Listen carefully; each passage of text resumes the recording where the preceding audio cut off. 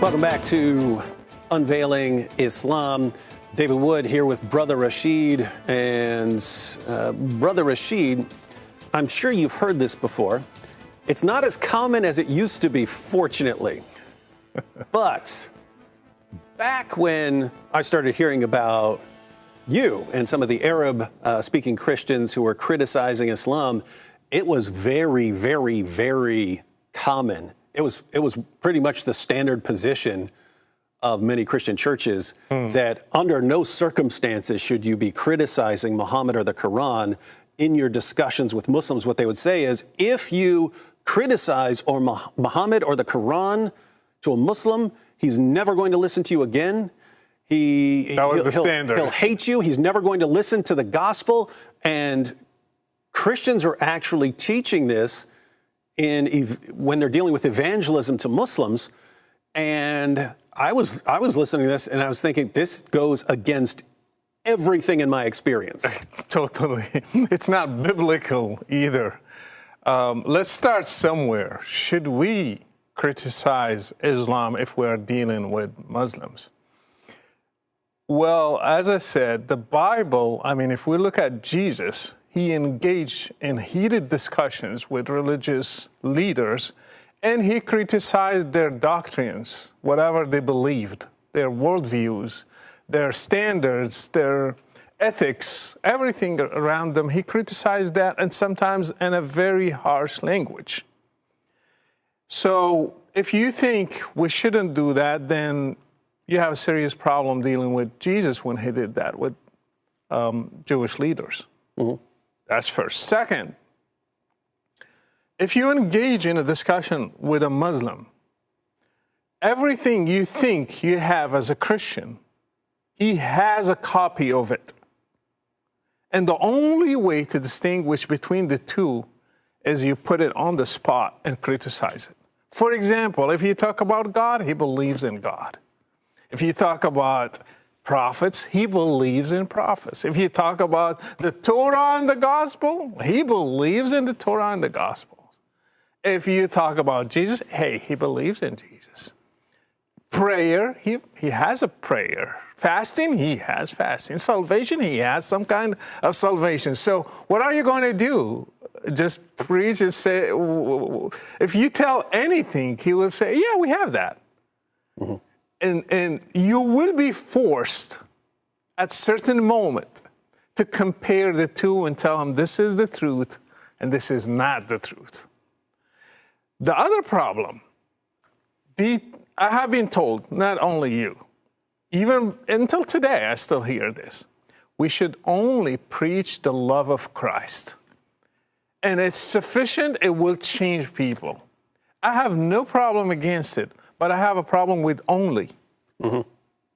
You can preach the gospel. The gospel is powerful, changes people. Yeah. So if a Christian were to say, "Hey, I just preach the gospel. I just emphasize Jesus," like I would say, "Oh, okay, that's fine." But they don't. They say this is the only way to do things. The only way, and not only that, they believe that we are doing something sinful. We are doing something against the Bible. I say, even Jesus himself, he didn't go everywhere just preaching himself. Mm-hmm. He had to deal with people. He had to deal with their sins, their teachings, whatever they are doing. He had to deal with it. So even Jesus, he didn't preach Jesus everywhere. So when we deal with a Muslim, and he tells you Muhammad is the way, is the prophet, is the perfect human being on this earth, what are you going to do? Just ignore that and talk about Jesus? He will be like, no, I mentioned Muhammad. Yeah, and the reason I said this went completely counter to my experience was a lot of my early engagement with Islam was just my friend Nabil. Yeah. But he's giving arguments. He's saying, look, the Quran's been perfectly preserved, and look at all these scientific miracles in the Quran, and look how great Muhammad was, and so on. Like, how do you even respond to that without criticizing what's being said? But we had discussions for about 4 years. And probably the first 2.5 years, we were focusing almost completely on Christian topics. So, did Jesus die on the cross? Did he rise from the dead? Is he divine? The Trinity, the reliability of the New Testament. We're talking about topics like that. And Then we started focusing on his arguments, like has the Quran been perfectly preserved? Is Muhammad as good as he thinks he is, and so on. We started looking into these kinds of issues. And it was only after those things where he eventually became a Christian. But he eventually told me that when we're examining the evidence for Christian beliefs, he eventually told me, he said, when we actually went into the details and into the history, he said, I was actually thinking Christians have good evidence for what they believe. He said, Christians have good evidence for belief in Jesus' death, in his resurrection, in his claims to be the divine Son of God. He said, I could see that Christians actually had good evidence for that. He said, but what I was thinking in my head was, but even if they show me with 99% certainty that their claims are true, I'm still 100% sure that Islam is true because of the scientific miracles and the perfect preservation, because of how great Muhammad is. And so that's the reason he had 100% confidence. And it's not until you show that those beliefs are actually flawed and false and based upon deception that he was even able to take the gospel seriously. David, we cannot build on a wrong base if you don't have a good base. Imagine a house of Islam is already built, and you're just trying to build upon that house. You have to tear down that first one, then you can build a new one. You cannot just ignore it and pretend it doesn't exist. And that's why we have to deal with Islam. Islam has claims against Christianity. You cannot just ignore them. It has claims that the Bible was corrupt. It has claims that Jesus never died. It has claims that the Trinity is wrong. It has claims that Christians are polytheists. They are worshiping a man and they elevated him to a status of a divine person. They have many claims against Christianity. To ignore that and just preach the love of Christ is like suicidal in the world of ideas. So you have at certain moment to come to a conclusion and say, I think this is where comes the objection. We want to be politically correct. We don't want to hurt anybody's feelings. They will be like, no, you will hurt their feelings. Well, guess what? Truth hurts. Do you think Jesus didn't hurt anybody's feelings when he was dealing with Jews? Yes. I was hurt when I was listening to Christians and defending their faith and responding to my questions through letters. I was hurt, and I was challenged, and I was mad, and I insulted, and I said things. But that was the way so I can get challenged and change. There is no change without being challenged. So when we think we will not hurt them, we will not say things that will offend them, I say always you can do it with two pillars. One of them, say the truth, say it plainly. Second, love them, show them love. So this is the balance. Some people are trying to ignore truth. They are trying to show love, but at the expense of truth. And that's one of the biggest problems nowadays is people think if you hurt someone's feelings, you're not being loving. Yeah. And that's ridiculous. Sometimes your feelings need to be hurt. And if you look at Jesus, if Jesus is talking to the scribes and Pharisees, if you look throughout the Bible, the biggest targets of like open rebuke were like hypocritical religious leaders and false teachers and so on. Yeah. So guess what? Muhammad is the supreme example of that. So if anyone is deserving of criticism, biblically, that would be someone like Muhammad.